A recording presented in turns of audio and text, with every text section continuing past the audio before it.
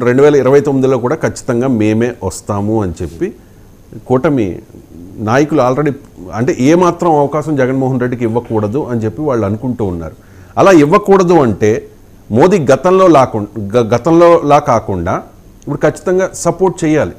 బహుశా ఆ సపోర్ట్ కోసమేనేమో సెంట్రల్లో ఎక్కువగా ప్రెజర్ వాళ్ళు పెట్టలే, అంతే కదా.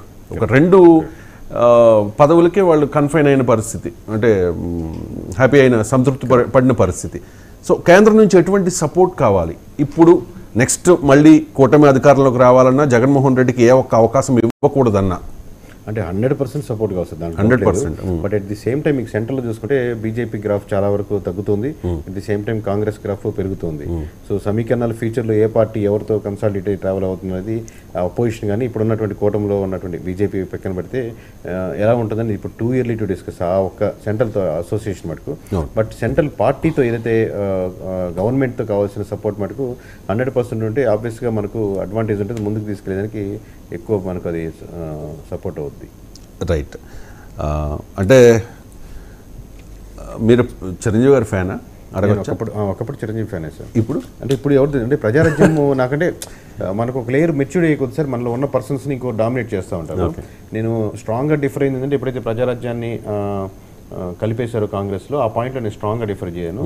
బట్ ఓవర్ ద మెచ్యూరిటీ నాకు అర్థమైంది, maybe he took the decision in right way. But అలా డిఫర్ అయిన వాళ్ళు పవన్ కళ్యాణ్ కూడా ఉన్నారు కదా. ఉండొచ్చు. దాన్ని అప్పుడు జరిగిన ఒక ఘటనని, ఆ ఇన్సిడెంట్ని అలా జరగడాన్ని నేను పవన్ కళ్యాణ్ ఛాలెంజ్గా తీసుకున్నాను. అంటే నేను వ్యక్తిగతంగా తీసుకుంది కదా సార్. నేను ఓవరాల్గా అంటే సమాజంలో ఇప్పుడు నేను అబ్జర్వ్ చేసిన అది ఎంతోమంది రాజకీయ దురంధులు ఉంటారు, వాళ్ళంత ఎక్స్పీరియన్స్ కానీ వయసు కానీ నాకు లేదు. బట్ ఒక పర్సన్కి కొన్ని లక్షలాది కోట్లాది మంది కొత్త పాలిటిక్స్ తీసుకొచ్చే అవకాశం ఉన్నటువంటి ఆ సిచ్యువేషన్ సార్ అప్పుడు 2009లో.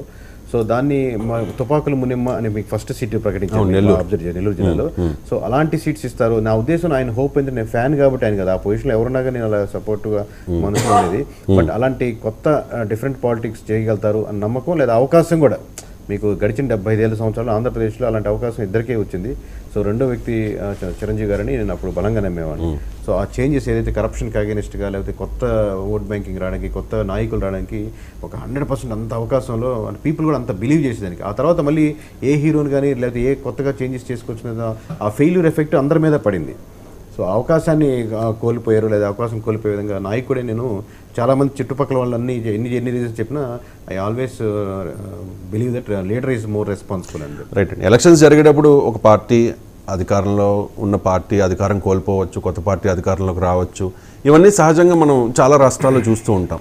కానీ ఆంధ్రప్రదేశ్లో ఈసారి జరిగిన ఎన్నికల్లో చాలా అసాధ్యం అనుకున్నవి జరిగాయి. ఒకటి, 2 సామాజిక వర్గాలని కలపడం, తర్వాత జనాలంతా ప్రభుత్వ వ్యతిరేకత, అంటే ప్రభుత్వాన్ని ఇంతలా వ్యతిరేకిస్తే మ్యాండేట్ ఏ రకంగా ఇస్తారు అని చెప్పి. నాకు తెలిసి మిగిలిన రాష్ట్రాల్లో జరిగిన అసెంబ్లీ ఎన్నికల్ని నేను చూశాను. తర్వాత మిగిలిన రాష్ట్రాల్లో జరిగిన లోక్సభ ఎన్నికల్లో ఉన్న ఫలితాలను కూడా అబ్జర్వ్ చేస్తే ఆంధ్రప్రదేశ్లో ఇచ్చినంత క్రిస్టల్ క్లియర్ అంటే ప్రభుత్వం మీద వ్యతిరేకత. అంటే నాకు తెలిసి జగన్మోహన్ రెడ్డి పొరపాటున కూడా కలలో కూడా ఊహించి ఉండరు ఇటువంటి మ్యాండేట్.